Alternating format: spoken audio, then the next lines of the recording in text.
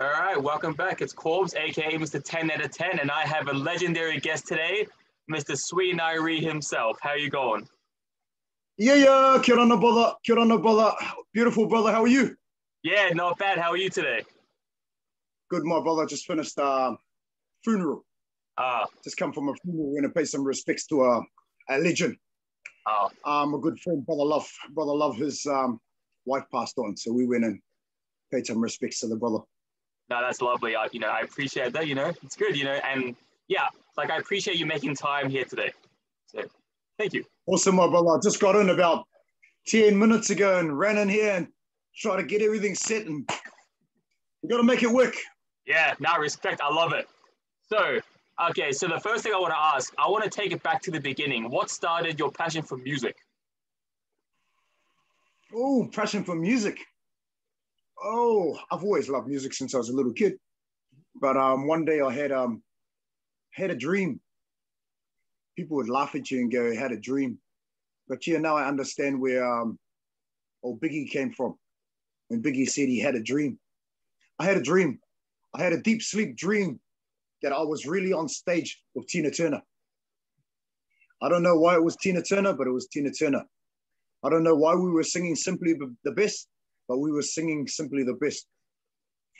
And when she was singing with me and I was on the stage, I remember always looking at her and thinking to myself, is this real?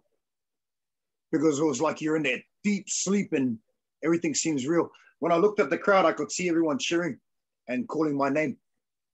So I woke up that morning and I'd seen the future. Wow. I went and took up music. And from that day on, things just went forward for me. Big story to that, but nice. Yeah. So you're just like Biggie. I had a dream. That's amazing. I love that little backstory. So the next thing I want to ask is why the name Sweet&Ire? Sweet&Ire. I respect I eternally. Ire. I respect I eternally. Respect. Something I need to show the world. Something I want. Something I need to give before I receive. Respect. So Sweet&Ire. Sweet and Ire. I love it. Did you have any other names besides that you were thinking of, or was that one straight away? No, that was the name. That was the name. Nice. It just popped up one day and that was it. That's how I saw it, respect.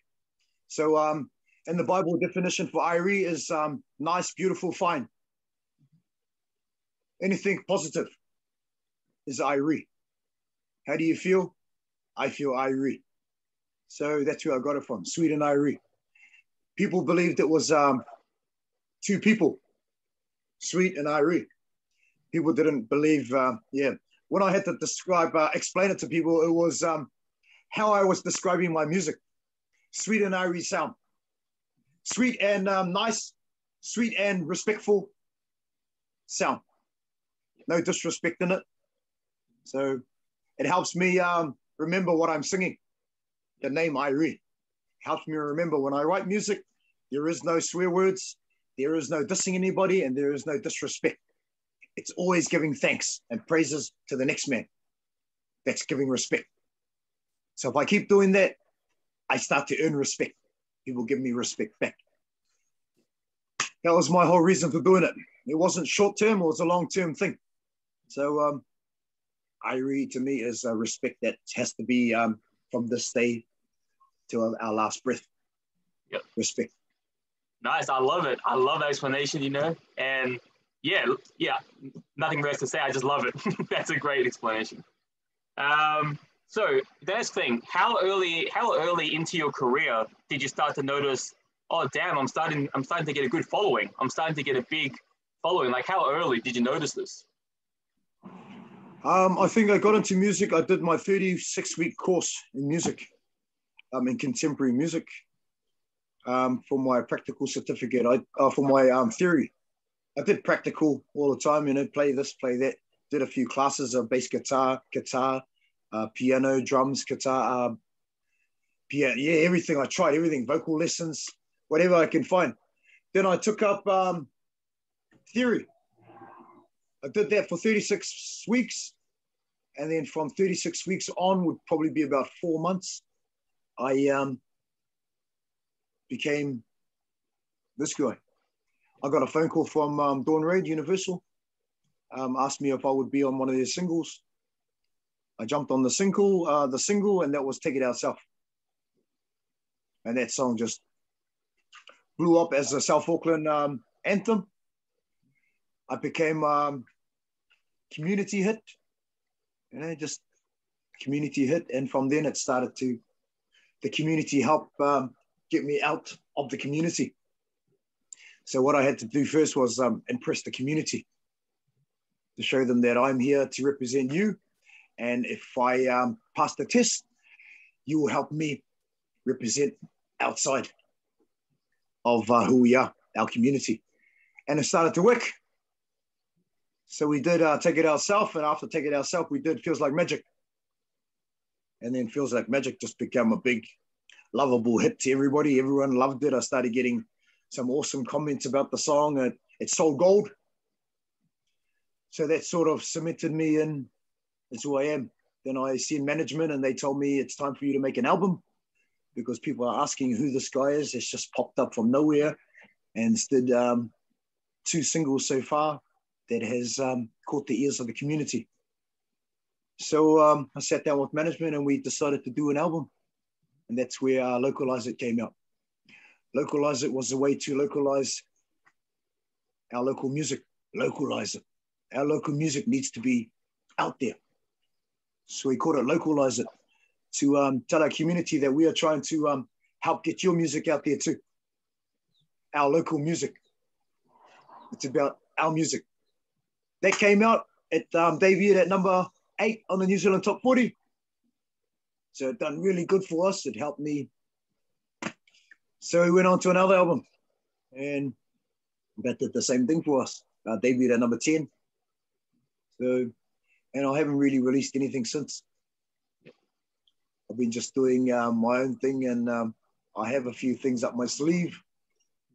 But when I can, a lot of it's got to do with the money stuff. And I was hoping to maybe get some funding through New Zealand On Air, but this round I've failed. So just have to carry on and keep grinding to the next one, and keep doing it the way I've always did it, from the love of my heart.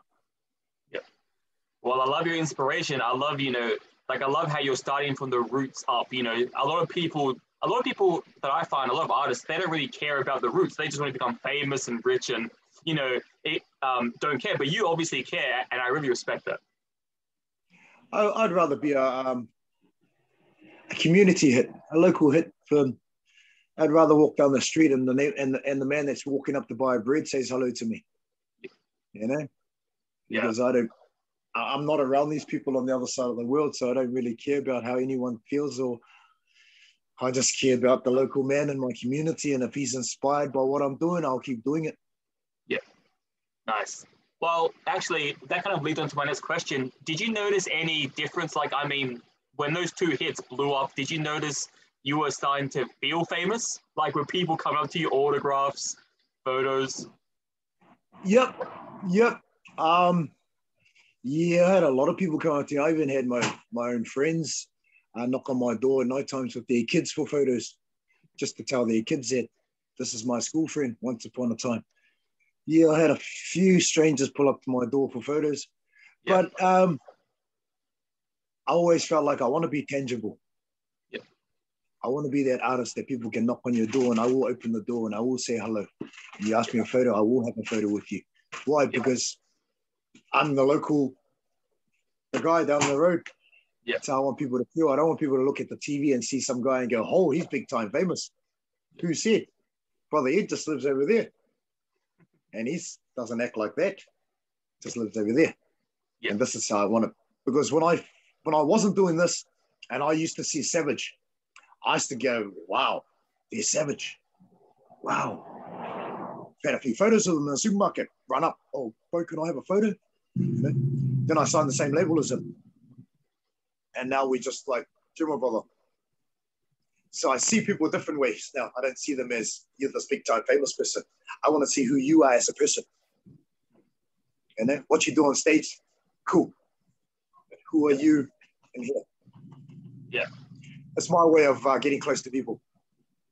Nice.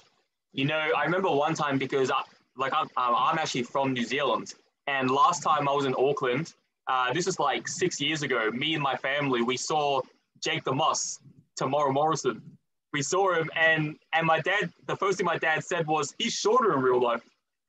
He looks taller in the movie." But yeah. Yes, because the TV screen can show the ugly side of your face. Yeah. You know? Yeah, but it was cool seeing him in real life. Like I said on the song, don't take it from the TV.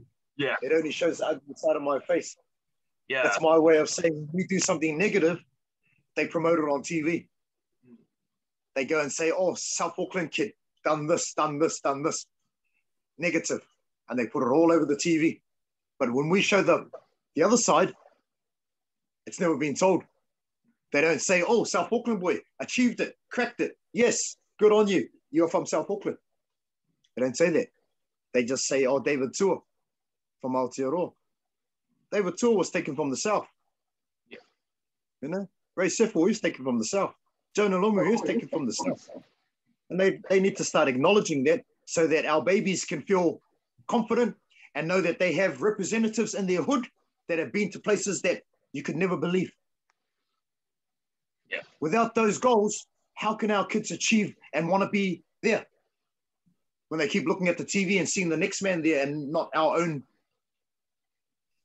That's why we did the song, to show our kids that all these people are from South Auckland. And they're proud. So you be proud of who you are because you're from South Auckland, and David Tua is from South Auckland too. Ruben Wiki from South Auckland too. Valerie Adams, South Auckland too. OMC. Big names that come from South Auckland. And the only way to talk to them is our universal language, music. So that's how I'm talking to our kids. I'll put it in music and I sing it to them. Yeah. And then they understand it, and then they know exactly what we're talking about. Yeah, I love it. Nah, that's a great, like I really like it. It's kind of, I saw your live videos, because you do live videos all the time, and I see your passion, your conviction, your love, your humility. And I think that's what, to me, that's the defining characteristics of your music, because that's who you are in real life. Your music and you are the same person. So some people, it's the opposite. From day one, I've been like this. Yeah. From day one, if you knew me as an artist, I've been like this. We used to have gigs in the nightclubs back in the days, K Road. And I'd be the fella standing at the doorway, shaking everyone's hands when they walk in.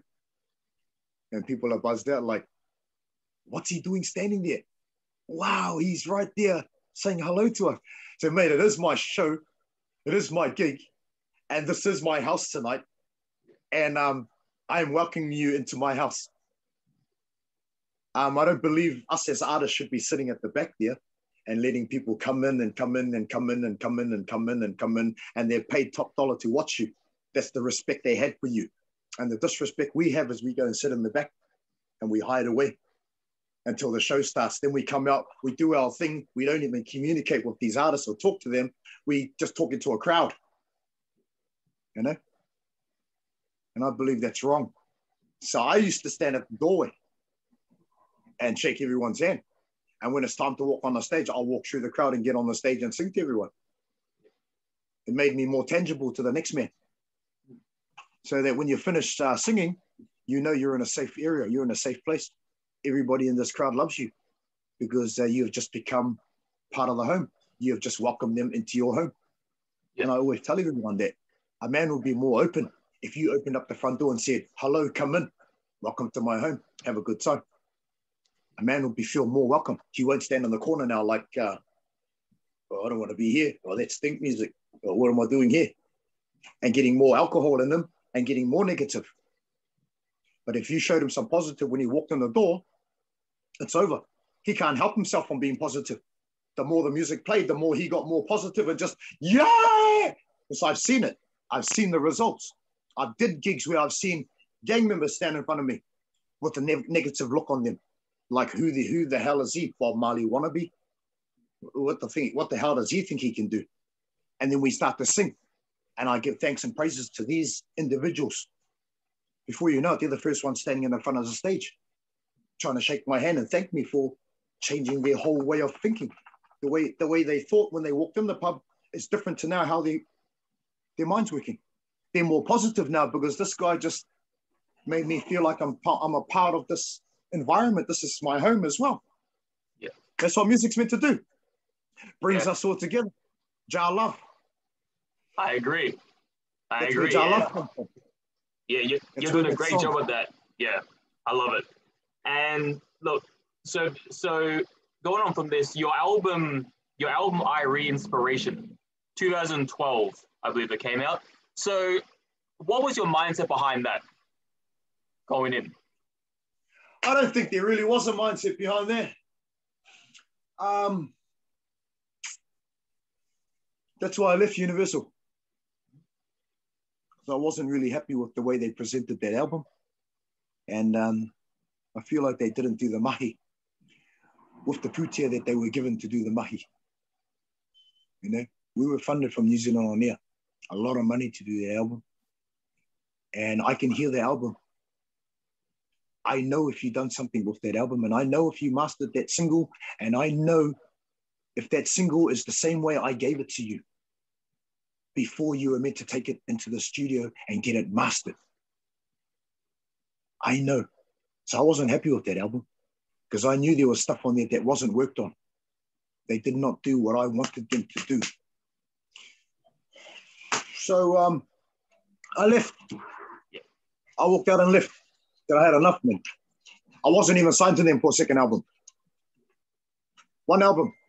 That's all I signed for. But because of my heart, my love to them, and the respect they showed me, I wanted to show them some respect. And they asked me for another one. So I gave them another one.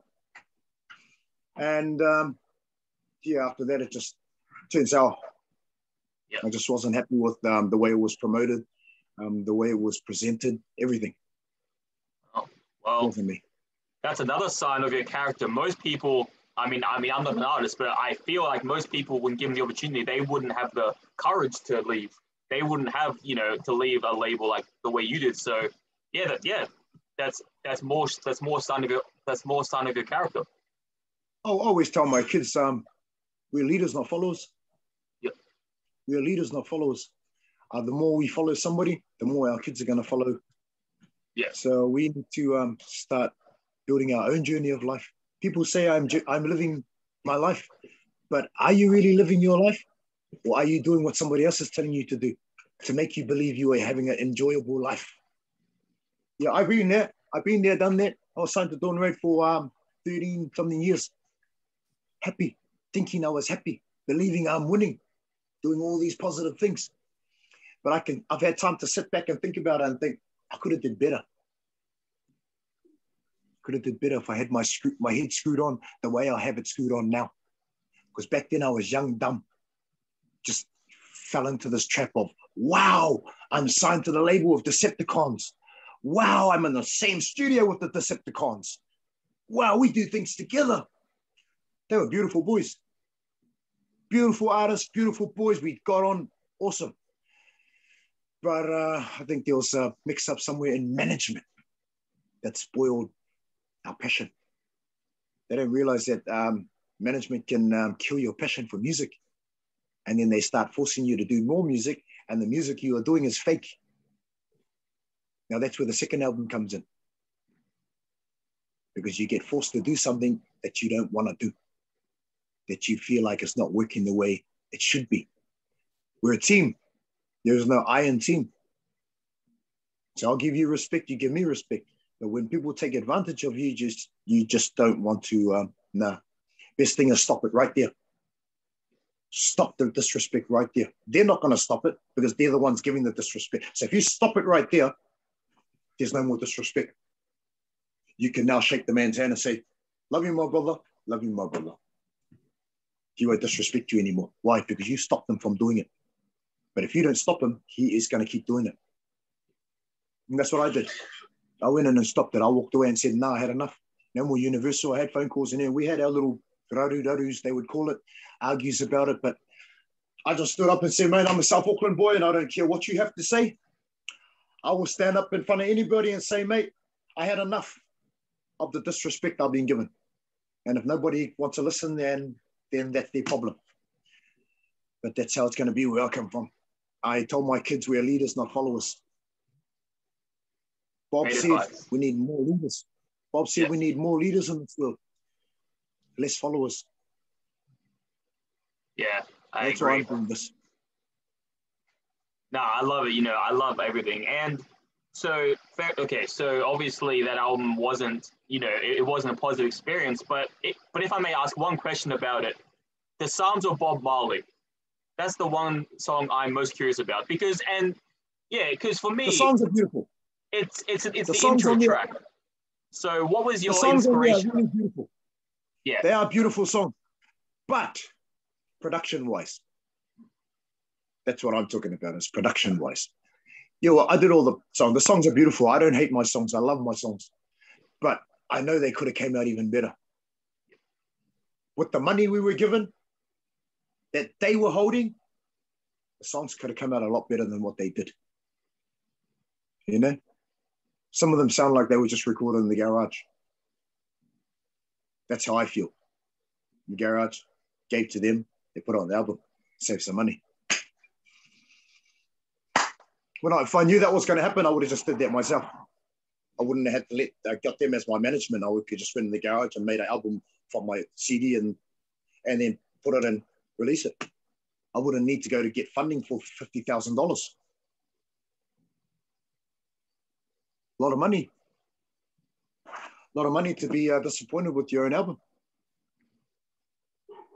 And if you're disappointed like that from that kind of money, then don't go back there. Because the second disappointment might be worse.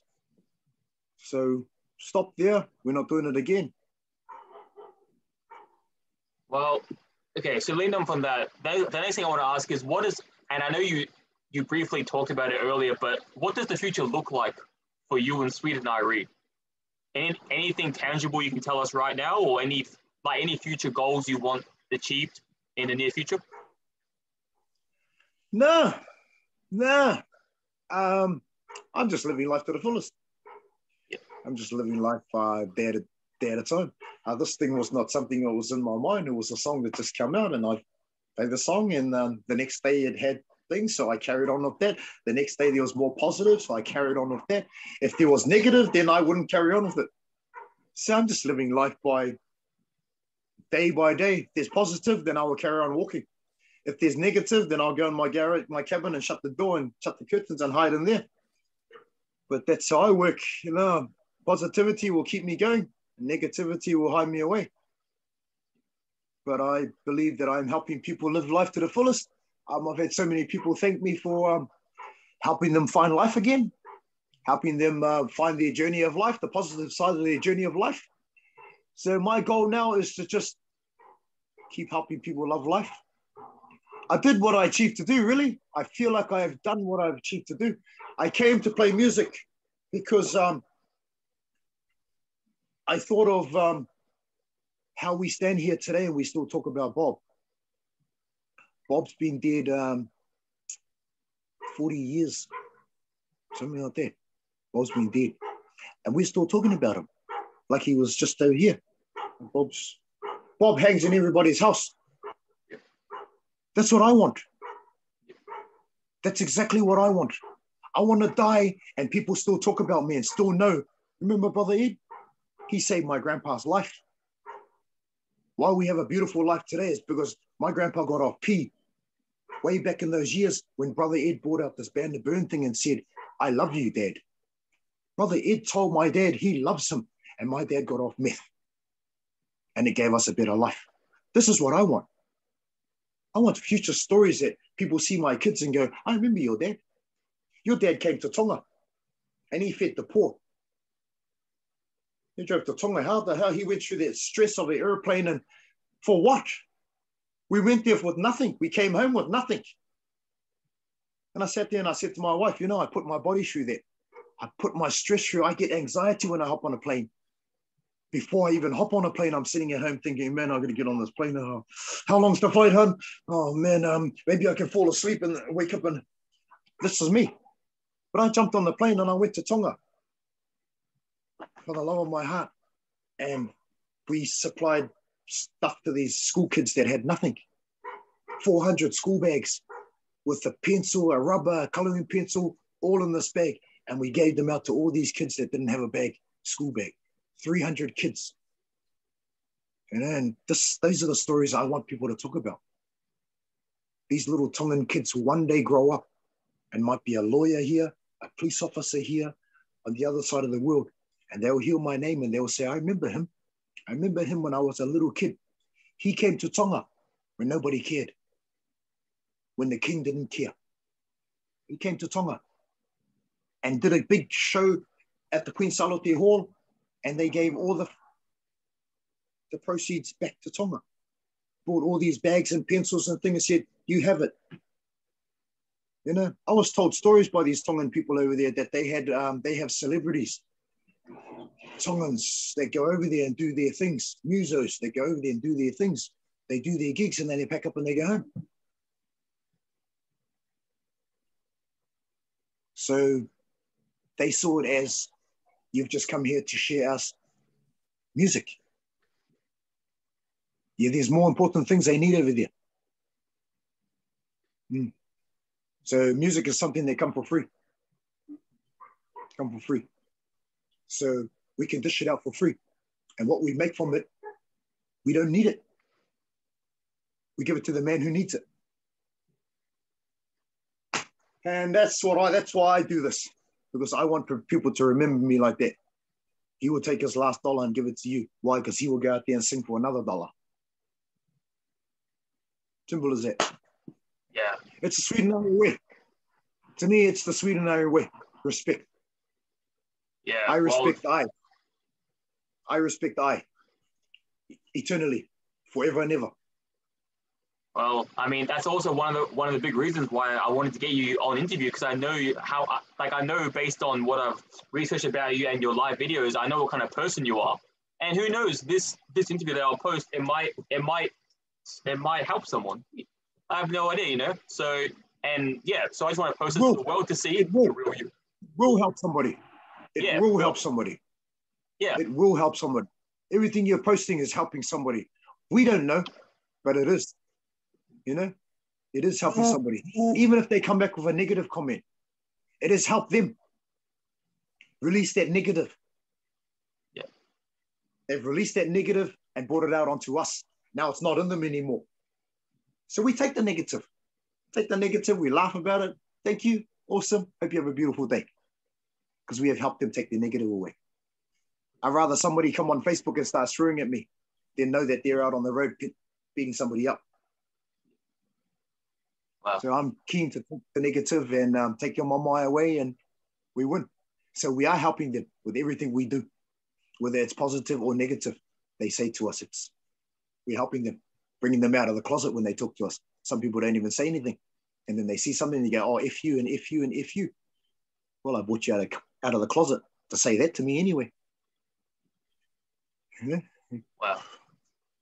That's a real humbling, mind that I wish everyone had that same mentality as you, like the whole world would be better if that was the case.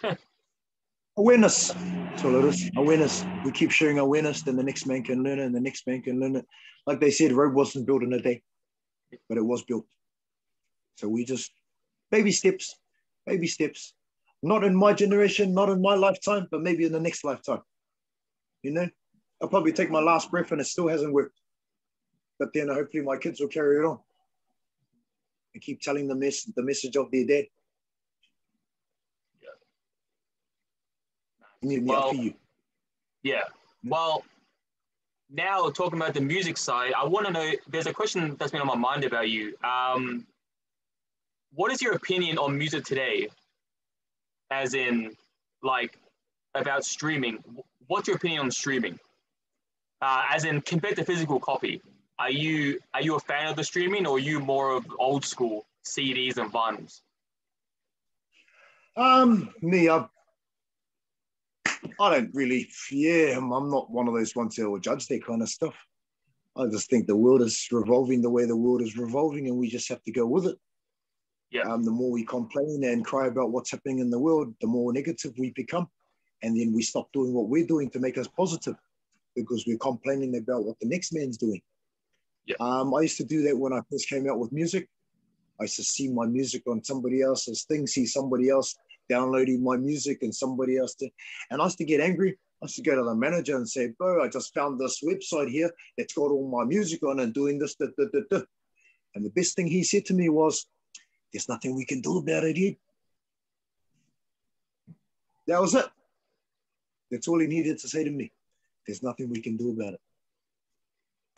So I'm not going to sit here and moan about something that I can't change. So I just let the world work the way it is. And if my music has to be streamed, then it has to be streamed. And if I have to get it this way, I have to do it that way. And to get it out there is this way, then that's the way we have to do it. But it is revolving, and we can't say, oh, but I want CDs back. Well, you go back to CDs then, because you're going to be the only one doing CDs because everyone else is gone. So we have to. And that's why I'm backwards. That's why I'm still in the back, because I haven't revolved to that. I've just stuck to my old ways and got my microphone and my ukulele and just sing from the top of the heart and don't care about sounding beautiful or anything, just sing the message of love. Yeah. And if anyone understands it, then they love it. They'll love the message more than they will your beautiful voice. Yeah, well, that's the thing, so because when I was checking on streaming, the first album that came up was Ire Inspiration. There wasn't anything before that. So I just took that as the first album. Yeah, I didn't. Yeah. Yeah, Universal does all that stuff. I haven't seen any of that stuff. I don't deal with any of that. I don't know any of it. I don't receive any of it. I don't get any of it. Any of the royalties and stuff like that. I haven't seen it. I don't get it. I don't know it. They don't share it with me. They don't tell me. I'm the puppet on the string for them. But I'm the puppet that cut the strings. Yeah, I'm the puppet that cut the strings, and now they want to maybe make the puppet quiet a little bit. Don't talk too much, puppet. You're telling too many secrets. Yeah, I'm that puppet because I'm nobody's puppet. Yeah. That's why I cut the strings off. I'm nobody's puppet. I belong to the man upstairs. Our Father who art in heaven, hallowed be thy name. My Father. So I'm nobody's puppet. So I'll do it my way, and if not my way, the highway.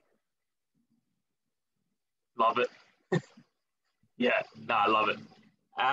So pretty much all that's left on my end is, do you have anyone you want to shout out or mention before we close up? Shout outs. I just want to shout out to my family.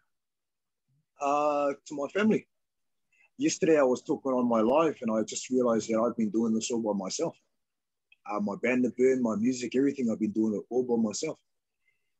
I take the phone calls, I take the messages, I take the mamai, I take the hate, I take the disrespect, I take everything that to do with Van der Burn and Sweet&Ire. And my family has always been the one behind me that's trying to keep pushing me to keep doing what I'm doing. I only have a little family, just my wife and my 3 daughters and my 2 sons and my grandkids. And they've always been there to support me, make me feel like you're winning, Dad.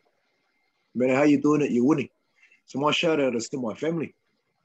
My family for loving me, for sharing love with me. Also the man upstairs. The man upstairs for gifting me with life. Gifting me with 30-something years of negativity, and then changing it from negative to positive. That 30-something years of negative was me walking the talk. Now I can go out there and I can talk the walk. Without 30-something years of experience of life, being abused, abusing, meth, drugs, alcohol.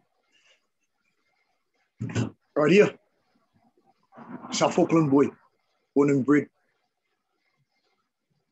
So I thank the man upstairs for helping me flip it over and try and live the rest of my life positive and try and teach the next baby out there that there is a way and there is a positive way.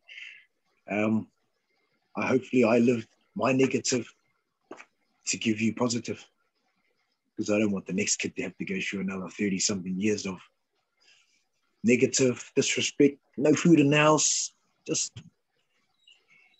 hungry, feeling where I'm going to get my next feed, lunch at school, just all kinds of things that we go through as kids. Because there's a system. We try and obey the system and work with the system. And sometimes it doesn't work the way our parents wanted it to work. So we make it work. We make it work. So thank you to that guy up there, my beautiful mum, for being a single mum and looking after me and my brothers. Bless you, Mom. My mum has gone for a ride with the man upstairs. So, yeah, that's it for me. Just those people. Oh, and Dawn Reid.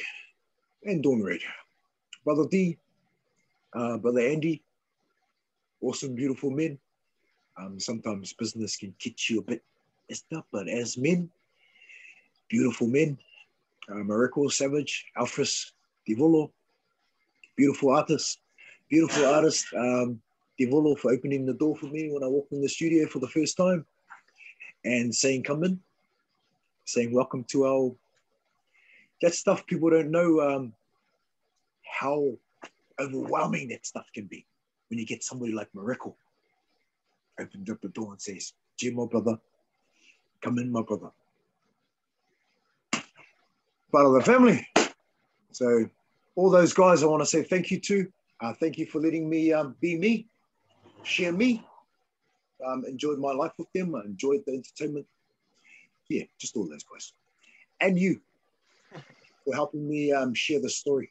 Without people like you, how are people going to know about me and what I'm trying to do and how I'm trying to share me?